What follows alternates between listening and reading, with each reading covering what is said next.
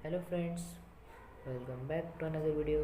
तो आज हम साइकोलॉजी ऑफ मनी के 5 लेसन को देखने वाले हैं। तो first lesson, no one's crazy, everyone makes finance decision based on their requirement. तो इस लेसन में हमें बताया गया है कि हमें फाइनेंशियल डिसीजन इमोशनली नहीं लेने चाहिए, एक लॉजिकली लेने चाहिए। इसके लिए हम एग्जांपल लेंगे वॉरेन बफेट का। आप सबको पता होगा वॉरेन बफेट एक अच्छे इन्वेस्टर है, पर उन्होंने 1992 में एक गलती कर दी, बर्कशायर हैथवे के शेयर खरीद के। उस समय वॉरेन बफेट ने बर्कशायर हैथवे को एनालाइज किया और देखा कि ये कंपनी डूबने वाली है। तो वॉरेन बफेट ने उस कंपनी के कुछ टॉप मैनेजमेंट बोर्ड वालों से मीटिंग फिक्स की। तो उस मीटिंग में वॉरेन बफेट को उन्होंने प्रॉमिस किया कि हम एक शेयर 15 सेंट में देंगे। पर जब वॉरेन बफेट ने खरीदे तब उन्हें $1 में एक शेयर खरीदना पड़ा। तो वॉरेन बफेट इससे गुस्सा हो गए और उन्होंने कंपनी के मेजॉरिटी ऑफ शेयर्स खरीद लिए। उसके वजह से उनका भारी नुकसान हो गया। तो इसलिए हमें कभी भी इमोशनली डिसीजन नहीं लेने चाहिए, फाइनेंशियली हमें लॉजिकली लेने चाहिए। तो मैं सेकंड लेसन की बात करूँ तो ये है luck and risks, success and failure in finance. इस लेसन में हमें बताया गया है कि कुछ लोगों का लक होता है, उसके वजह से वो ज़िंदगी में बहुत ज़्यादा सक्सेसफुल हो जाते हैं। बिल गेट्स लेकसाइड स्कूल में जाते थे तब उनके लिए कंप्यूटर का एक्सेस था। उस समय अमेरिका में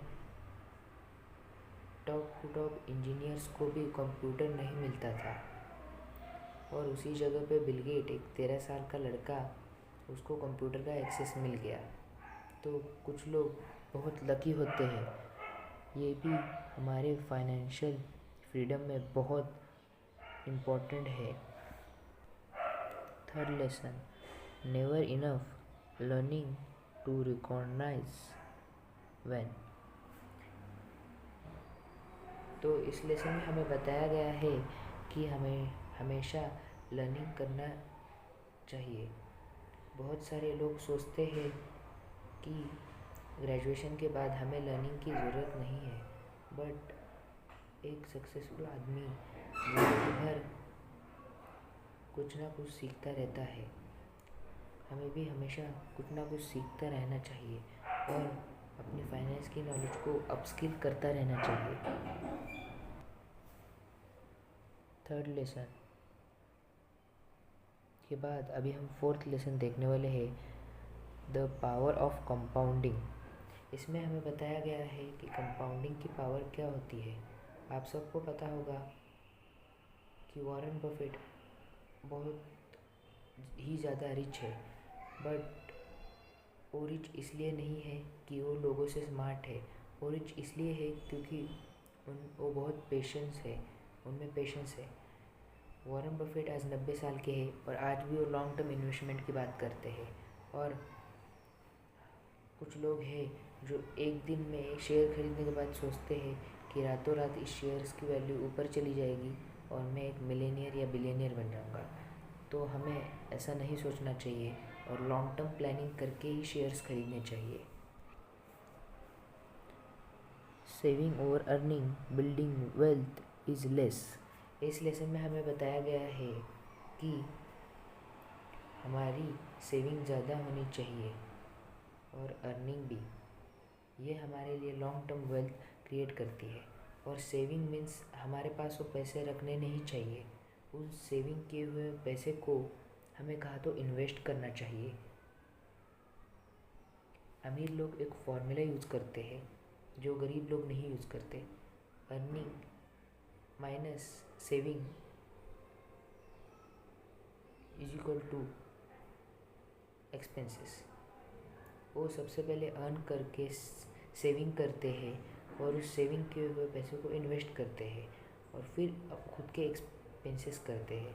और वही एक मिडिल क्लास आदमी या लोअर मिडिल क्लास आदमी सबसे पहले अर्निंग करके एक्सपेंसेस करता है, फिर उसमें सेविंग करता है। तो अमीर लोग इस फॉर्मूले को मास्टर कर चुके हैं। Freedom is the goal, true wealth is the. तो इस लेसन में हमें बताया गया है कि हमारे पास एक एबिलिटी होनी चाहिए।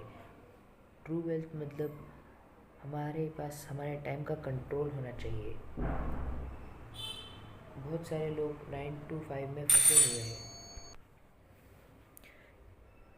Responsible, rational, strategy that is.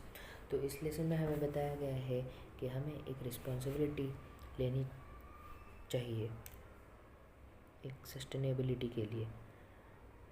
बहुत से लोग लाइफ में अपने फाइनेंसेस को ठीक से नहीं रख पाते या पर्सनैलिटी को एक लाइफ में ठीक से नहीं रख पाते, तो हमें इसके सस्टेनेबिलिटी पे भी ध्यान देना चाहिए। Less ego more wealth. बहुत से लोगों को एक पैसा आने के बाद ईगो आ जाता है और उस ईगो की वजह से लोग बहुत ज़्यादा स्पेंड करने लगते हैं। मैं आपको एक एग्जांपल लूँगा। वो एग्जांपल एक धनराज राठी नाम के एक व्यक्ति का होता है जो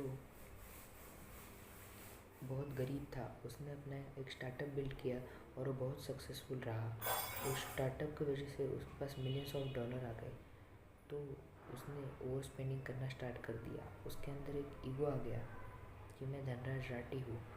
उसने एक मेंशन खरीदा, उसके अंदर 7 गराज और 11 बाथरूम और 32 रूम्स थे। तो हमें हमारे फाइनेंस के अंदर ईगो नहीं लाना चाहिए। और जब 2008 का क्राइसिस आ गया तब धनराज राठी का सब बिक गया और वो रास्ते पे आ गया।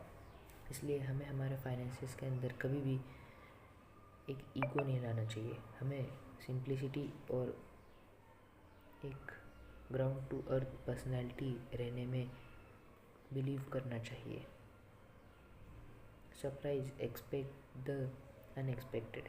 इस लेसन में हमें बताया गया है कि आदमी को एक फ्लेक्सिबिलिटी में रहना चाहिए। हमें फ्लेक्सिबल रहना चाहिए। बहुत से लोग ज़िंदगी में फ्लेक्सिबल नहीं होते हैं। वो एक ही चीज़ पे अड़ जाते हैं। वो चीज़ किसी भी बारे में हो, नहीं मैं यही पेन यूज़ करूँगा, अगर वो मार्केट में नहीं मिले तो भी वो लोग लिखेंगे नहीं, बट पेन उन्हें वही यूज़ करना है। बहुत से लोगों को होता है जो एक फ्लेक्सिबिलिटी पे विश्वास नहीं करते, तो ये लोग ज़िंदगी में कभी भी आगे नहीं बढ़ते, ऑथर ने कहा है।